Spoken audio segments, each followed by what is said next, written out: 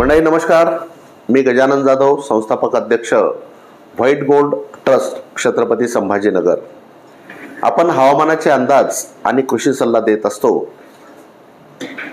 आज दिनांक 4 एप्रिल आम्ही सोमवारी म्हणजे 1 एप्रिलला सांगितलं होतं की 6 तारखेपासून म्हणजे शनिवारपासून हवामानामध्ये अस्थिरता वाढण्याची शक्यता दिसत आहे आणि अचूक अंदाज आल्यानंतर आपल्याला सविस्तर माहिती देऊ। त्यानुसार आपण 6, 7 आणि 8 तारखेचा हवामान अंदाज थोडी अस्थिरता वाढली त्याबद्दल आपल्याला माहिती देत आहोत। तसेच आता या सोमवारपासून म्हणजे दिनांक 8 एप्रिल पासून सर्व खरीपाच्या तयारीची आपले महत्त्वाचे पिकं सोयाबीन, तूर, कापूस याच्या तयारीसाठी आपण हे खरीप पूर्व तयारी हे सत्र चालू करत आहोत।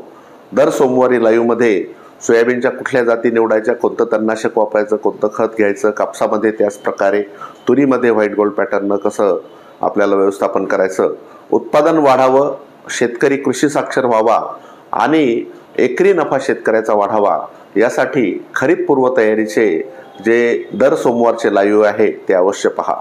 तर आता बघा काय झालंय, दिनांक 6 एप्रिल म्हणजे शनिवारी हे जे जिल्हे दाखवलेत गडचिरोली, त्यानंतर नागपूर, वर्धा, अमरावती, अकोला, बुलढाणा, वाशिम, यवतमाळ, हिंगोली, परभणी, नांदेड आणि लातूर हे जिल्हे लक्षात ठेवा। इथून इकडचे जे जिल्हे आहेत याच्यामध्ये फक्त गोंदिया, भंडारा, चंद्रपूर कमी दिसते।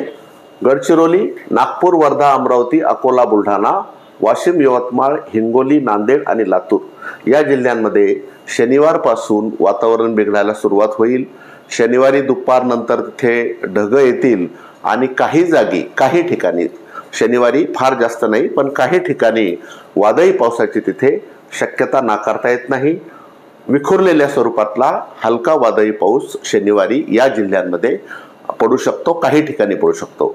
त्यानंतर 7 एप्रिलला रविवारी काय होतंय की हे सगळे जिल्हे म्हणजे मी जे सांगितलं आता त्यात भर पडली ही गोंदिया, भंडारा आणि तुमच्या बीडची।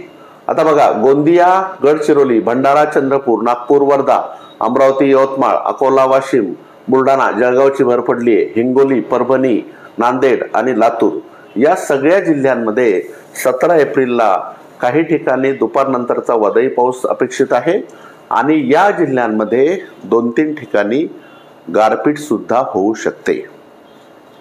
जेवढे मी जिल्हे सांगितले आता तेवढ्या जिल्ह्यांमध्ये गारपीट सुद्धा 2-3 ठिकाणी होऊ शकते। आता 8 तारखेला म्हणजे सोमवारी आता इथे पावसाची वादळी पावसाची तीव्रता, व्याप्ती आणि गारपिटीची सुद्धा व्याप्ती वाढत आहे। नकाशामध्ये तुम्ही पाहू शकता ज्या जिल्ह्यांमध्ये पांढरं दिसतंय तिथे काही भीती नाहीये, फक्त हा जो ग्रीन शेड दिसतोय अशा ठिकाणीच हलका वादळी पाऊस पडू शकतो।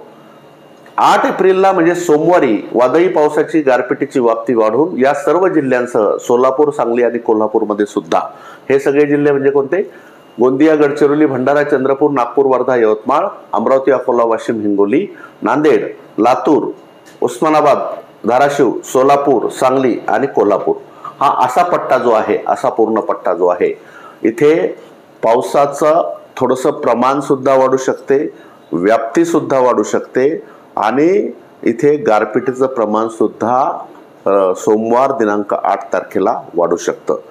हे वातावरण अस्थिर झालेलं आहे, त्यामुळे या भागातील शेतकऱ्यांना अत्यंत काळजी घेण्याची गरज आहे। बरेच पिकं काढणीला आलेले आहेत, जर शक्य झालं तर या 2 दिवसामध्ये काढून घरात आणावं। काही काढलेली पिकं असतील त्याला व्यवस्थित झाकून ठेवावं। जी काय काळजी असते वादळी पावसासाठी घ्यायची ती सगळी काळजी आपण घ्यावी ही तुम्हाला विनंती करतो। धन्यवाद।